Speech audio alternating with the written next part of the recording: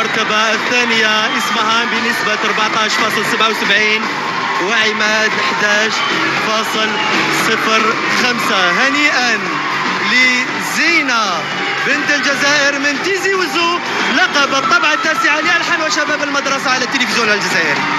هنيئا لزينة، زينة التي تفوز بدرع ألحان وشباب في طبعته التاسعة المايك الذهبي.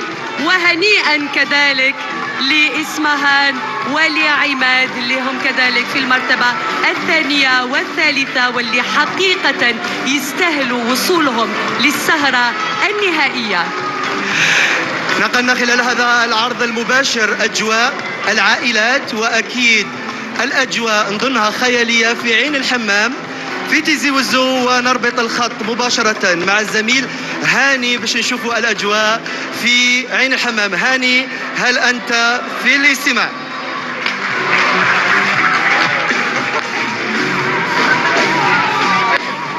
رانا نشوفوا كذلك الأجواء اللي راهي تعيشها مدينة زينة ولاية تيزي وزو ومدينة عين الحمام في هذا السهرة الاستثنائية، وين زينة فازت بلقب أحسن صوت في هذه الطبعة.